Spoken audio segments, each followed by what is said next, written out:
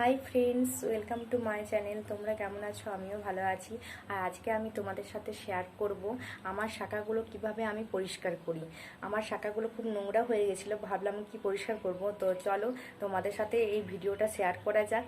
তো চলো আমি হাতের এখন শাখাগুলো খুলে নেব, তারপর তোমাদেরকে দেখাচ্ছি কিভাবে আমি পরিষ্কার করছি। ঠিক আছে, তো চলো খুলে নিই।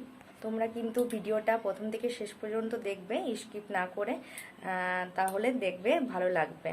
তো চলো দেখা যাক। এখন আমি এই চুড়িগুলো খুলে নেব।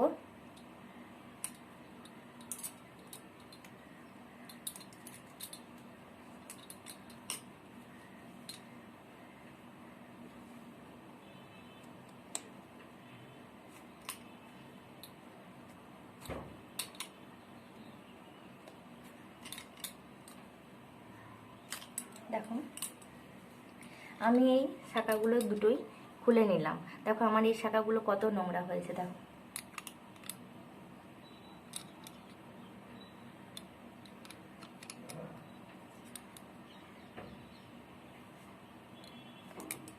নোংরা জমে গেছে এগুলো। আমি এখন দেখো এগুলো পরিষ্কার করে নেব সব ভালো করে। দেখো এইগুলোতে কালো কালো যে দাগগুলো আছে সব কিন্তু চলে যাবে। ঠিক আছে, তো তোমরা দেখতে থাকো। এইখানে আমি বাটিতে গরম জল নিয়ে নিয়েছি, তারপর নিয়ে নিয়েছি এখানে খাবার সোডা আছে, আমি খাবার সোডা দেবো। গরম জলটা আমি আগে থেকে করে নিয়ে এসেছিলাম। দেখো এই গরম জলে আমি শাখাগুলো ফেলে দেবো, একটু ভিজতে দেবো। আর আমি এখানে সার্ফ নিয়ে এসে সার্ফটা দিয়ে দেবো, কিছুটা দেবো, বেশি না।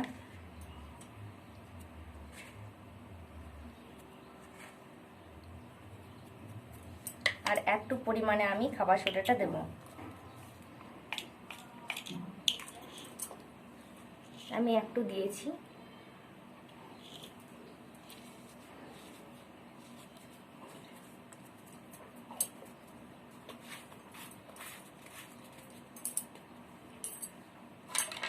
আমি এই গরম জলটাতে শাখাগুলো ভিজতে দিয়ে দিয়েছি।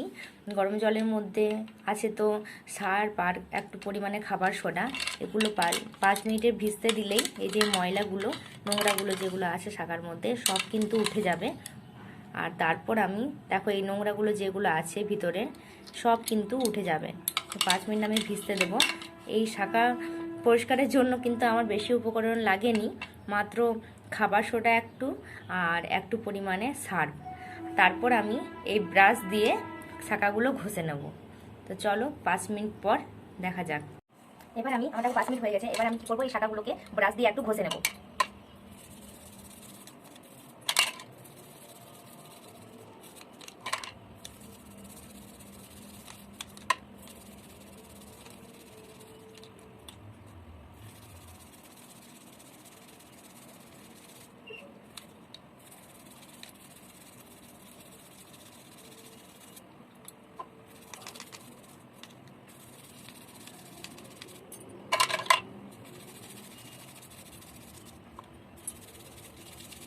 পরে তো নিয়ে চলে এসেছি, আমি এবার এই শাখাগুলো পরে নিচ্ছি, তারপর তোমাদেরকে দেখাচ্ছি কত সুন্দর লাগছে।